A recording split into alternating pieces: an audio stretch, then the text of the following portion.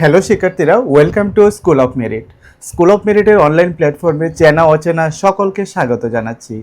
আজকের ক্লাসে আমি ত্রিপুরা ইউনিভার্সিটির আন্ডারে এই বছর তোমরা যারা বিএ ফার্স্ট সেমিস্টারে পড়াশোনা করছো এবং তোমাদের যাদের মাইনর সাবজেক্ট পলিটিক্যাল সায়েন্স রয়েছে, সেই পলিটিক্যাল সায়েন্সের একটি টপিকের উপর আলোচনা করব। ইতিমধ্যে আমরা পলিটিক্যাল সায়েন্স মাইনর সাবজেক্টের ফার্স্ট ইউনিটের উপর একটি ক্লাস নিয়েছি। তোমরা যারা ক্লাসটি দেখোনি, সে ক্লাসটি আমাদের ইউটিউব চ্যানেলে রয়েছে, সেখান থেকে অবশ্যই দেখে নেবে। আর আজকে আমরা পলিটিক্যাল সায়েন্স মাইনর ইউনিট 2 এর উপর আলোচনা করব। তো ক্লাসটি শুরু করার আগে তোমরা যারা আমার চ্যানেলে নতুন, অবশ্যই চ্যানেলটিকে সাবস্ক্রাইব করে দেবে। এর ফলে যখনই আমি নতুন নতুন ক্লাস নিয়ে আসবো, সবার আগে তোমার কাছে পৌঁছে যাবে। তো আজকে আমরা যে টপিকগুলো নিয়ে আলোচনা করব, সেগুলোর মধ্যে প্রথমত রয়েছে globalisation and international financial institutions, GATT, World Bank, International Monetary Fund, World Trade Organization. তো শিক্ষার্থীরা, আজকে আমরা যে বিষয়টা নিয়ে আলোচনা করতে যাচ্ছি সেটি হচ্ছে বিশ্বায়ন। তো এই বিশ্বায়ন প্রক্রিয়ার সঙ্গে জড়িত বিভিন্ন আন্তর্জাতিক সংস্থা এবং প্রধান যে চালিকা শক্তি, বিশেষ করে বহুজাতিক যে সংস্থাগুলো রয়েছে, এমএনসিএস যেগুলোকে আমরা বলে থাকি ইংরেজিতে, অর্থাৎ মাল্টি ন্যাশনাল কর্পোরেশন। তো এগুলোর ভূমিকা নিয়ে আমরা বিস্তারিত আলোচনা করব। তো প্রথমত আমাদের যে টপিকটা রয়েছে সেটা হচ্ছে যে বিশ্বায়ন এবং আন্তর্জাতিক আর্থিক প্রতিষ্ঠান। বিশ্বায়ন মানে হচ্ছে গ্লোবালাইজেশন এবং আন্তর্জাতিক আর্থিক যে বিভিন্ন প্রতিষ্ঠানগুলো, যেমন এই যে প্রতিষ্ঠানগুলো, এই প্রতিষ্ঠানগুলোর মাধ্যমে বিশ্বজুড়ে বিভিন্ন দেশের অর্থনীতি, রাজনীতি এবং সংস্কৃতি একে অপরের সঙ্গে আরও বেশি সংযুক্ত হয়। তো এর ফলে কি হয়? এর ফলে সাধারণত পণ্য পরিষেবা, তারপর পুঁজি, প্রযুক্তি এবং মানুষের যে চলাচল, সেগুলো সহজ হয়। মুদ্রার কথা হলো, বিশ্বের প্রত্যেকটা দেশের সাথে যে একটা কানেকশনের ব্যাপারটা, সেটা অর্থনৈতিক ক্ষেত্রে বিশেষভাবে, তো এই কানেকশনটা আরও বেশি মজবুত হয়। তো এই বিশ্বায়নের পেছনে বেশ কিছু আন্তর্জাতিক আর্থিক প্রতিষ্ঠান রয়েছে, যেগুলোর গুরুত্বপূর্ণ ভূমিকা রয়েছে, যেগুলো আমাদের সিলেবাসে আছে। যেমন প্রথমত আমরা গ্যাটের কথা বলতে পারি। তো যে গ্যাটের কথা আমরা বলছি, সেই গ্যাটের ফুল ফর্মটা কি? GATT। এটার ফুল ফর্ম হচ্ছে general agreement on tariffs and trade. বিশেষ করে দ্বিতীয় বিশ্বযুদ্ধের পর যে 1948 সালে বাণিজ্যকে আরও সহজ করতে এবং বিশেষ করে শুল্ক বাধা, যেটা শুল্ক বলতে আমরা সাধারণত বুঝি যে ট্যাক্স, এই ট্যাক্সের যে একটা বাধা ছিল, ওই বাধাটাকে কমানোর জন্য যে সমগ্র বিশ্ব থেকে 23টি দেশ এই চুক্তিতে স্বাক্ষর করেছিল। অর্থাৎ গ্যাটের চুক্তিতে মোট 23টি দেশ স্বাক্ষর করেছিল। তো এই গ্যাটের প্রধান লক্ষ্য কি? এই গ্যাটের প্রধান লক্ষ্য ছিল দেশগুলোর মধ্যে বাণিজ্য বৈষম্য, অর্থাৎ যে ট্রেড ডিসক্রিমিনেশন, যেটা বাণিজ্যিক একটা বৈষম্য, এটাকে দূর করা এবং আন্তর্জাতিক বাণিজ্যের প্রসার ঘটানো, অর্থাৎ ইন্টারন্যাশনাল ট্রেডটাকে আরও বেশি ছড়িয়ে দেওয়া, এটাই ছিল এর প্রধান লক্ষ্য। যদিও এটা কোনো পূর্ণাঙ্গ সংস্থা ছিল না, তবে এটি বিশ্ব বাণিজ্যকে একটা নিয়মের মধ্যে নিয়ে এসেছিল। তো এই গ্যাটের উপর তোমাদের ছোট প্রশ্ন আসতে পারে। এই গ্যাটের প্রতিষ্ঠা বা গ্যাটের উদ্দেশ্য, লক্ষ্য বা গ্যাটের ফুল ফর্মটা, এগুলো তোমরা অবশ্যই পড়ে নেবে। তো দ্বিতীয়ত আমাদের আরেকটা যেটা রয়েছে ওয়ার্ল্ড ব্যাংক। ওয়ার্ল্ড ব্যাংক মানে কি? বিশ্ব ব্যাংক। তো এই বিশ্ব ব্যাংকের প্রতিষ্ঠা প্রথমত তোমাদের জেনে নিতে হবে, 1944 সালে এই বিশ্ব ব্যাংকটা প্রতিষ্ঠা হয়েছিল। তো এটার প্রধান লক্ষ্য কী ছিল? লক্ষ্য ছিল দ্বিতীয় বিশ্বযুদ্ধের পর ক্ষতিগ্রস্ত যে দেশগুলো, এই ক্ষতিগ্রস্ত দেশগুলোর পুনর্গঠনে সহযোগিতা করা।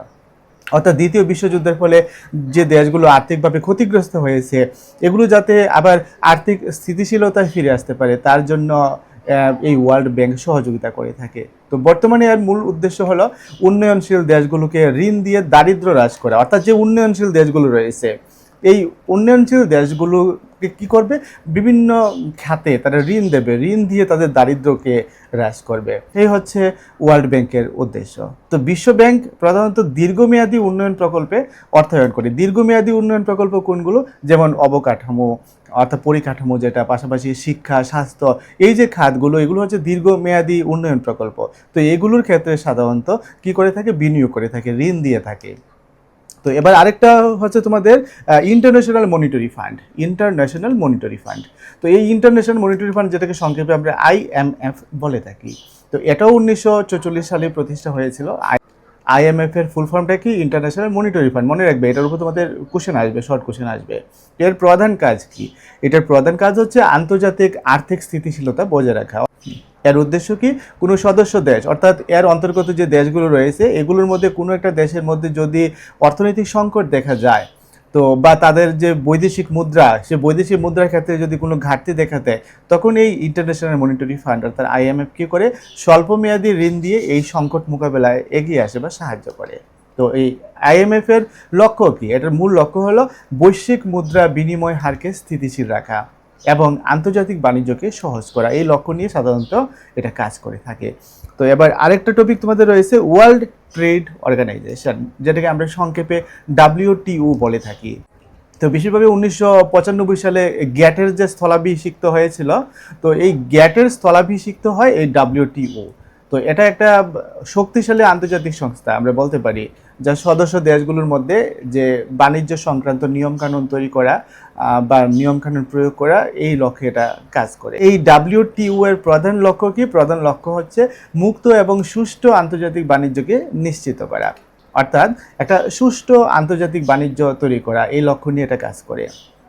এটা মূলত শুল্ক এবং অন্যান্য বাণিজ্য বাধা যেগুলো রয়েছে এগুলো কমাতে সাহায্য করে এবং সদস্য দেশগুলোর মধ্যে বাণিজ্যিক বিরোধের মীমাংসা করে, অর্থাৎ বাণিজ্য নিয়ে যদি সদস্য রাষ্ট্রগুলোর মধ্যে কোনো বিরোধ দেখা দেয়, ওই বিরোধের মীমাংসা করে থাকে এই সংস্থাটি। তো এবার আমাদের আরেকটা টপিক রয়েছে, সেটা হচ্ছে role of MNCs in the era of globalisation. MNC কি, মাল্টি ন্যাশনাল কর্পোরেশন। তো এই যে মাল্টি ন্যাশনাল কর্পোরেশন, যেটাকে আমরা সাধারণত বহুজাতিক আন্তর্জাতিক সংস্থা বলে থাকি, বিশ্বায়নের যুগে এই যে বহুজাতিক সংস্থাগুলো রয়েছে যেগুলোকে আমরা এমএনসিএস বলে থাকি, এগুলোর ভূমিকা নিয়ে আমরা এখন আলোচনা করব।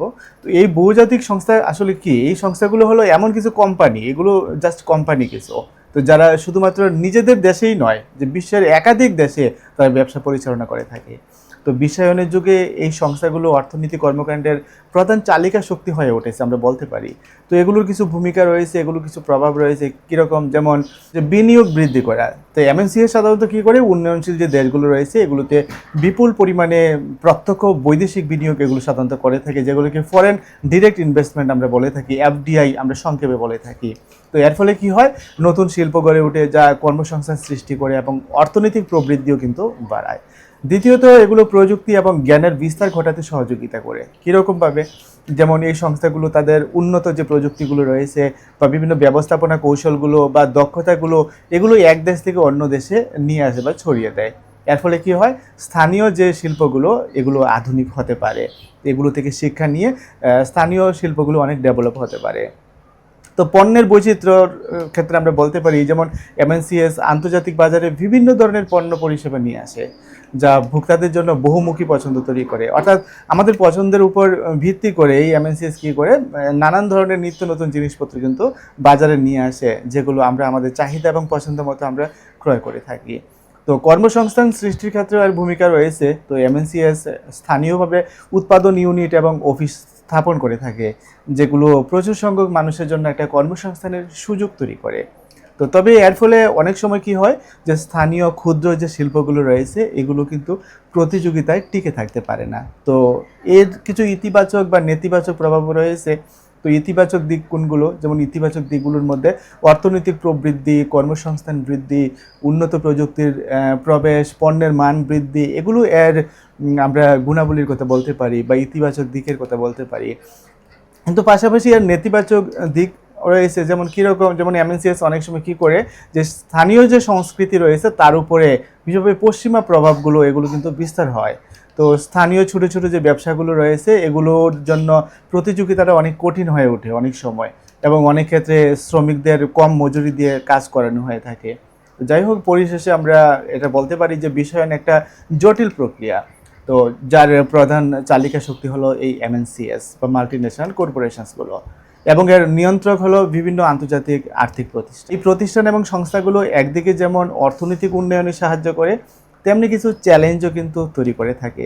যাই হোক, আজকের এই আলোচনায় আমরা এই দিকগুলো নিয়ে একটি সুস্পষ্ট ধারণা পেলাম। এখন তোমাদের মধ্যে যদি কোনো রকম প্রশ্ন থাকে অবশ্যই কমেন্ট সেকশনে লিখতে পারো। তো তোমাদের সেকেন্ড ইউনিটের উপর মোটামুটি এই টপিকগুলোই ছিল।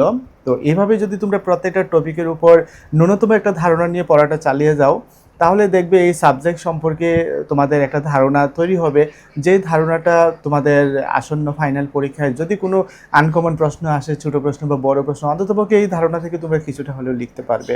আর ওভারঅল আসল কথা হলো, তোমরা একটা সাবজেক্ট পড়াশোনা করছো, ওই সাবজেক্টে কী রয়েছে বিষয়বস্তুই যদি না জানো, শুধু যদি প্রশ্ন উত্তর মুখস্থ করো, তাহলে কিন্তু পড়াশোনার যে চূড়ান্ত একটা লক্ষ্য, ওই লক্ষ্যে কিন্তু তোমরা কখনোই পৌঁছতে পারবে না। তো এইভাবে তোমরা আমার সাথে ক্লাস করে যাবে, প্রত্যেকটা ইউনিট সম্পর্কে ধারণা নিয়ে যাবে এবং তোমাদের কলেজের জার্নিটা শেষ করবে। তো আজকের মতো এখানে শেষ করছি, দেখা হবে আগামী ক্লাসে নতুন কোনো একটা টপিক নিয়ে আলোচনা নিয়ে।